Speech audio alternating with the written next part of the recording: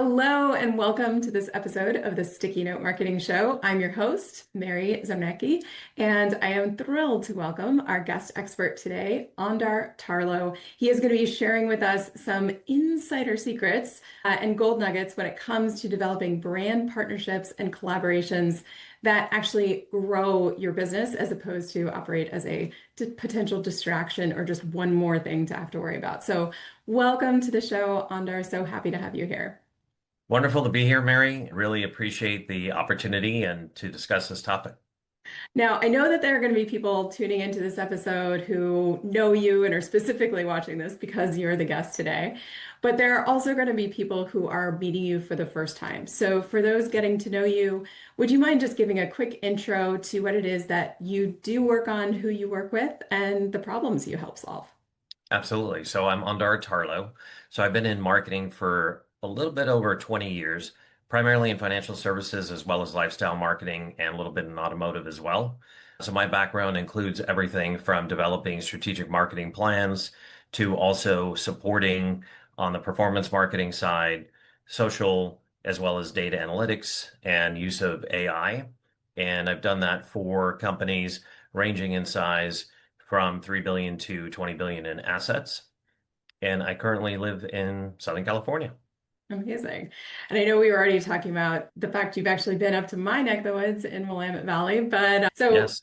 let's dig into it a little bit because I want to get into this topic of brand partnerships because I know both of us have worked with organizations that have done this really well and others that have wasted time, energy, and resource on partnerships and collaborations that have not paid out. So when you're thinking about this question, especially for brands that may not have the big budgets, the huge Super Bowl ad kind of level budgets, Right.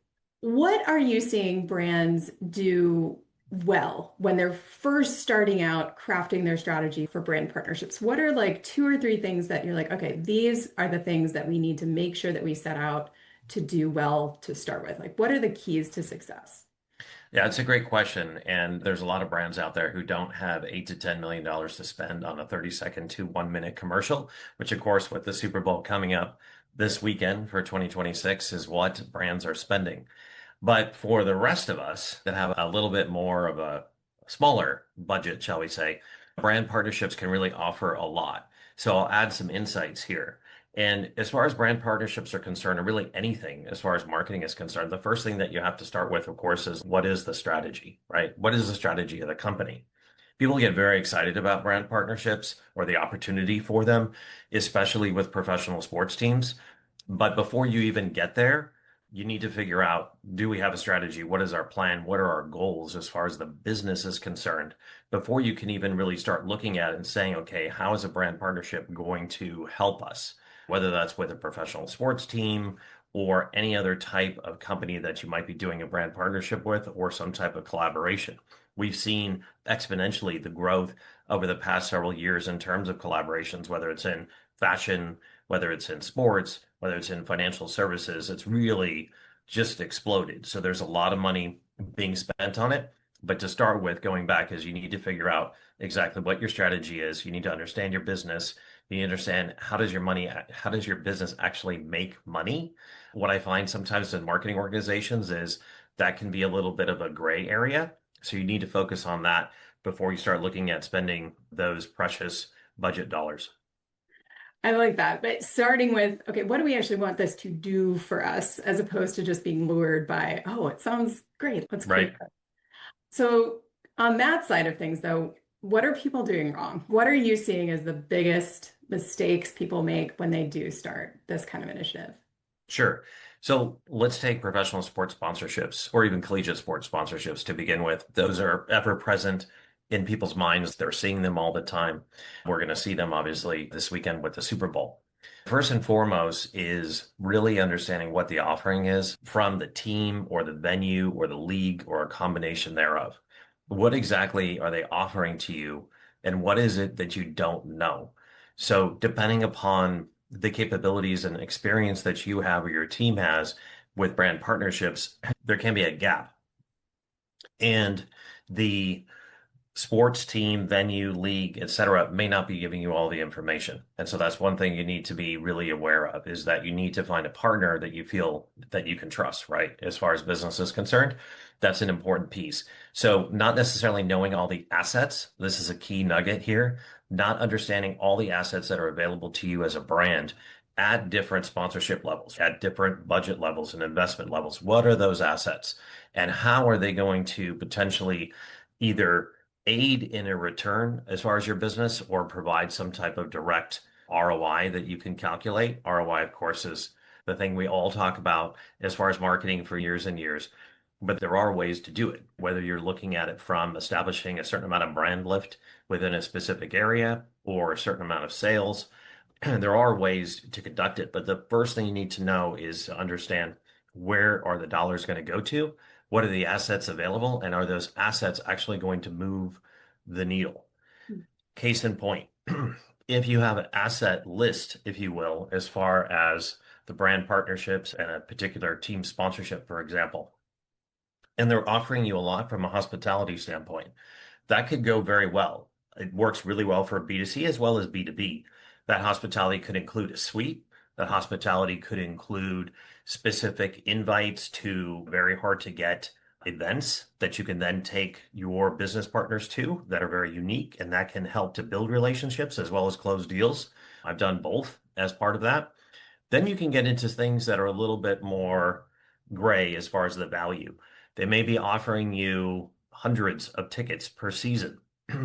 Those hundreds of tickets per season, sometimes on the surface, sound really exciting. Great, we get all these tickets. But then managing that and trying to figure out who's going to actually attend and attributing a value to it can be pretty difficult. And I've had in the past, this is before the advent of the whole digital ticketing system, which does help, but I've had folks in the past whose part of their job was dedicated to that because those are agreements I had inherited, not necessarily negotiated. So that's one thing to definitely watch out for. Also understanding exactly what you're going to get from a digital standpoint versus in venue, right, in the stadium, and what value you can derive from that. There are definitely partners that you can link up with that are very experienced in this area as far as valuation and understanding exactly what it is that the brand is going to get out of the relationship. But to start with is really understanding exactly what that asset list is and how it can actually support the strategy as far as the business of the company. I'm curious because as you were talking about that, that asset list and some things that look really valuable or cool and sexy on the surface, actually causing more work and more resource drain. I'm curious if thinking back about the projects you've worked on or stories that you've heard from clients or colleagues that you've had, do you have any stories in particular about a certain scenario or a project that maybe took advantage of some of the underappreciated benefits to that sponsorship? Things that maybe they took advantage of the obvious ones, like you were talking about, but any examples of a project or a case where that negotiation led to maybe some utilization of a more underappreciated or uncommon benefit? Yeah, absolutely. One area that isn't necessarily always spoken about at the outset is what you can do as far as building more within the community. So if there's an aspect to your business where you're heavily involved in philanthropy, a brand partnership with a team, with a league can often provide inroads to be able to then work with specific athletes within the team and also be able to collaborate in terms of their individual or team-based nonprofits that they're involved with. And if that aligns with what you're looking to do as an organization, that sometimes can be a hidden gem, especially on the media side and social side. Obviously, we all get very involved and are very excited when large brands, whether it is a team or whether it is a public company, get involved with important causes. And so that's a key piece that can sometimes be one of those hidden gems that you can involve yourself in and then be able to get actual media value out of as well. I like that because it's a great reminder too. And by the way, hopefully all of you guys have your sticky notes out because Ondar is sharing some good gold nuggets here. Yeah. Get them out if you don't have them out. But I like that idea because when you're thinking about, especially like you said, with sports partnerships, you got the brand of the sport, right? You've got the brand of the team, you've got the brand of the players, and then all of the associated really brands or organizations that come with that. So making sure to really take into account the full network of who it is that you're creating this partnership with and the halo effect. Is that what I'm hearing you say too? Yeah, it absolutely is. Yes, for sure. Is you get there definitely is a halo effect. And again, you need to like really focus as a brand and figure out where you're going to get value. Another interesting side note to what we're talking about, because I mentioned players as well, is one thing to be aware of, because again, from the outside, when you first start going into these plans and negotiations, you're thinking, great, we're going to get this star player. They're going to be able to do a commercial for us, or they're going to be able to do a grand opening for us, or they're going to be able to do social media. But there's a lot of rules, and the rules vary by league.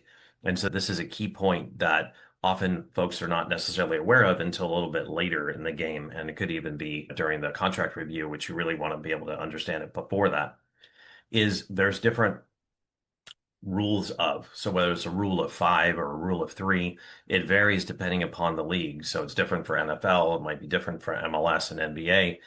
What that means is that unless you're negotiating a specific contract with an individual athlete, that oftentimes the team won't necessarily always have access to that individual athlete for an individual piece of marketing.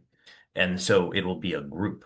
And so in that group, then of course you need to think of, okay, is that going to work with our plan? Is that the same image that we're looking to project, et cetera? So that's it. That's a key piece. It doesn't mean it's not going to work. It could work very well, but you just need to be aware of it ahead of time so that you're not necessarily putting all your eggs in one basket and thinking something you're going to get, which isn't necessarily exactly what can be offered.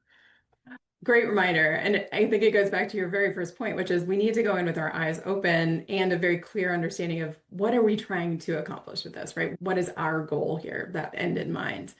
I And think, that's yeah, no, I was going to say that's part of the strategy, right? And in yeah, marketing, we always need to ask ourselves as marketers, as business owners, who is our audience, right? And is it a combination of audiences? Who's our audience from a geographic perspective? Who is our audience from income, who's our audience in terms of buying habits. All of those things and demographic and psychographic information are really critical in understanding whether or not this partnership is going to make sense. And sometimes those organizations that are a little bit more B2B focused sometimes find more value in some of the things I was mentioning, like hospitality, a suite, or other types of specific types of events where they can bring in their own customers, which may vary from a company that is very consumer focused. got it. No, that's a really good point because let's dig into like events specifically, because I know you've done a lot of work with event marketing and lifestyle events, even F1. So when you're thinking about maybe some of those more B2B specific organizations, right? So we may have listeners here that are in the B2B space really specifically. For them, what should they be thinking about in making that decision? Okay, am I looking for event sponsorships or event partnerships, or am I looking for more brand partnerships, collaborations? Like, where are you seeing more of the B2B brands or B2B focused organizations benefiting right now? Yeah, and there's definitely a benefit on the brand awareness side. It just depends on how much emphasis you want to put on that. Obviously, with high competition, even across B2B focused companies within, let's say, a sports sponsorship space or other types of collaborations, there's a certain amount of value that you can get from brand awareness, but it's also a balance. Where are you putting the dollars? Are the dollars focused on something that is really very consumer focused, or are the dollars balanced and leveraged a little bit more in terms of those types of private events, curated events that are going to be attractive to existing clients on the B2B side and also that can attract new clients? That's where I see it can be very effective in terms of focusing on the general area as far as hospitality is concerned, but really understanding what your audience is going to find valuable. Is it going to be a specific series of business dinners where then there will also be those from the team that can attend, which will also help attract the existing clients you have and also new clients who may be interested in that sport or might be interested in those personalities. And that's where you can do things that are more unique and be able to serve those up to your audience for something that they don't typically have access to, regardless of their socioeconomic status. They may not just have access to that. However, being able to afford that through a brand partnership can drive value. That's amazing. So great reminder there for everyone about thinking about your audience first, right? What are they going to value? What is this going to help through those unique experiences that you're now going to be able to deliver? I'm also curious too, because I know that sometimes it's more like we're ideally getting more leverage than that event itself. So, do you have any advice too in terms of where can we extend this? So, when we think about crafting additional air cover assets or getting more, I guess, more noise from just More delivering, bang for the buck, right? yeah, more bang for the Yeah. buck. What are some of the things that brands that you've worked with or projects you've worked on, how have you gotten the most out of these, not just the experience itself? Yeah, absolutely. So you need to figure out how you're going to integrate it. So if you're setting up something and it's an in-person event, as an example, you should already pre-plan for how you're going to leverage that from a social perspective across anything that's digital. Obviously, social media is the quickest thing that comes to mind, and then you need to figure out exactly what your strategy is on social media and how you're going to use it, how you can collaborate with those brands that you're partnering with, what's allowed, what's not allowed. That's also key. Another key piece of that is to make sure that you're not only working and understanding how the relationship is with the corporate partnership team, which I've worked with a lot of great corporate partnership teams on the sports side, professional sports side, but also understanding what is allowed as far as their marketing team is concerned as well. Because you need to make sure that your expectations in terms of what you can do on social media is also going to meet with what their own needs are or what their own guidelines are, so that you don't come into it with an idea that might be a little bit more grandiose than what is actually being able to be offered. That's a key piece, because there are an immense amount of social properties for a given venue or league or team, but digging in and understanding exactly what you have access to and what you won't have access to, and the frequency is key. Then using that information, so when you're doing in-person events or even other types of events experiences that could be virtual, but you're leveraging it across the media that you have available, right? That's really important. What can you use and what can you be able to send out for things like email, for your website, for social media, and so forth? Do you have a for example that maybe even listeners could go check out, like of a brand that's done this well, in your opinion? Sure. There's several, because I think that brands have really had to pay attention to this a lot. But I would go to Formula One. Of course, these are higher budget types of relationships, but it's easy to showcase what you're seeing as an example for a strong and long relationship between Oracle and the Red Bull F1 team. These two teams have been interconnected for a while, obviously as brand partners, but not just leveraging the fact that Oracle has its name on the F1 car, as well as obviously on the uniforms and anywhere else that's possible. But it's also, what does Oracle do? Obviously, Oracle is a data company that's important to them. And so they actually partner up with the Red Bull F1 team to strategize and to be able to share data.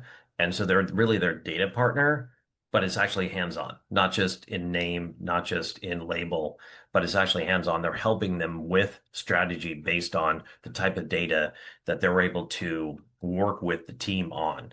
And being able to leverage that and showcase that in many different ways is really key, and probably is one of the highest values, is being able to sit that Oracle piece next to Red Bull, but understanding that you're really getting the benefit of both, not just the brand side, but also the data side.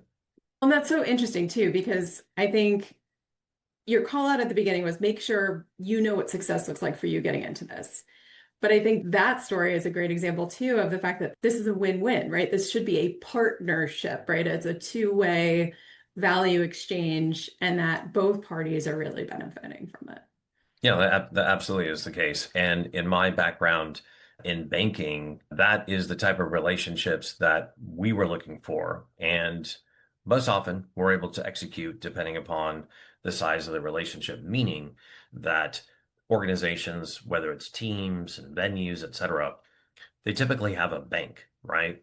And so, since we were a bank and there was an attraction for them to come to us to seek out a brand partnership, and likewise, then we also wanted to explore the other side of things, as who's doing your banking today? Is there an opportunity to earn that business, so that it really becomes, to your point, that win-win, mutually beneficial relationship that can lead to a lot of business And you can see that as a return directly related to the brand partnership.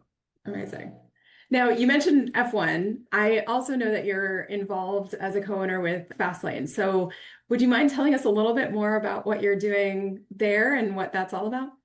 Absolutely. So Fastlane Drive. So I'm a co-owner of the Orange County, California chapter, and I also support Fastlane Drive overall as far as brand partnerships are concerned.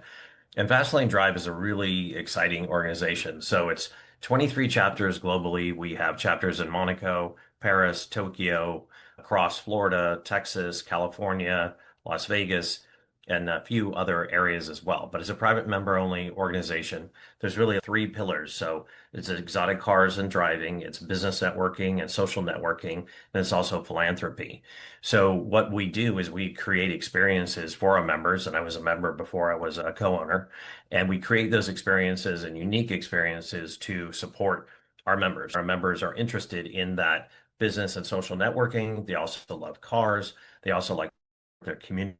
So bringing that all together is really what Fastlane is all about, and is access to an ultra high net worth and high net worth group within each one of the chapters that can also help brands that are looking to expose themselves to those individuals. I love the combination, like you were saying, of the philanthropy and also the networking. And I know this is slightly off topic, but I think it gets back to the immense value that unique experiences can create. I'm curious to know, in developing these experiences for Fastlane and then the other work that you're obviously doing, thinking about where we are now and the obvious explosion of AI tools and the ability to work from wherever and remote teams thriving. And what is your perspective on the importance of or the inherent value of in-person experiences going into 2026, either as a founder, as an individual, or as a brand? Yeah, it's an excellent question. And what you've seen really post-COVID is that it's very difficult to replace in-person experiences. The world shut down really when sports shut down, right? When the NBA and NCAA and other teams said, okay, we're not going to be doing this, right? But what you saw is as soon as that passed, everybody returned on site because there's really nothing like it. Obviously, you have a ton more viewership through streaming and other platforms, but humans like contact. They like to speak in person. They like to experience things physically. And from what I see and the trends that I see and the number of new professional sports that are coming out as well, I only see that expanding across the board. And it's not just in sports as well. You see a huge amount of trade shows coming back, et cetera. Some of them have more value than others. I think we all have experience in that. But from a business standpoint, looking at what you can provide in person and then utilizing that in-person experience to leverage across the board, to leverage as far as digitally, as far as marketing is concerned and your brand is concerned, is really key. So that trend will continue for sure. It's not going to be replaced by AI. There could be robots in the future that may assist with that. But the physical experience and the thrill, especially of sports, whether you're talking about football or F1 racing, or you're talking about incredible experiences like we have at Fastlane Drive, that is definitely something AI cannot replace, not at this time. Amazing. I've just got two brief questions left for you, and hopefully everyone has their sticky notes pretty full by this point. First question is, how do you stay inspired? I mean, no, obviously you're working with inspiring brands and projects and things like that, but with all the things that you're managing and all the things that we as marketers and professionals these days have to keep up with, how do you maintain your excitement, your inspiration for the work that you do? Yeah, it boils down to what drives you. And marketing has always driven me, being able to build brands, obviously understand exactly what's working, what's not. And so it really is that passion. The other thing that gives me a lot of inspiration day to day is those that I'm working with and looking at their excitement with various projects that they're working on. So as an example, I was mentioning Fastlane. So it's a large networking group and they're involved in lots of different things. So having that type of exposure itself is inspiring and it keeps me energized. I think that's what we're all seeing, whether we're founders or whether we are managers of teams, et cetera, is that you need to look at it and get up every morning excited for what's ahead. And so the other piece that I always do is I'm always learning more. So whether I can continue to expand my knowledge and use of, we were talking about AI and how it can be used to help things be more efficient, et cetera, and higher performing, or whether it's something that I'm looking to do in person and be working directly with people and share the excitement that they have in terms of building their brand. So, in a nutshell, it's really what you have passion for. And also, you get a lot of inspiration by working with interesting people. Definitely. I know I've taken inspiration away from our conversation today, and I know the listeners have too. So thank you for that. So on that note, last question is, what is the best place? Because I know we've answered some questions, we've given some gold nuggets today, but people may have more questions. What would be the best place to follow up with you, find you online if someone listening to this is like, oh, I need more of this in my life? No, absolutely. And there's two great places. So one, extremely active on LinkedIn. So if you want to know more about me, you can find me on LinkedIn. So again, Ondar Tarlow. And obviously you can also find me on my website. So ondartarlow.com. So those are the two best places. So LinkedIn and then ondartarlow.com. And I'm available to assist, consult, support as needed. Fantastic. And wherever you're watching or listening to this, we'll make sure that Ondar's links are there for you to look at. And as you're looking for those, make sure you like and subscribe so that you can stay tuned for our next episode. But thank you so much, Ondar, for sharing your expertise, your experience, and your advice with our listeners today. Yeah, this has been super exciting. Thank you, Mary, for the opportunity, and I appreciate the listeners as well. Fantastic. And for all of those of you joining us, thank you for being here. Look forward to seeing you on the next episode of the Sticky Note Marketing Show. If you found value in today's episode, definitely let us know in the comments, share this episode with a friend, and we'll see you on the next episode.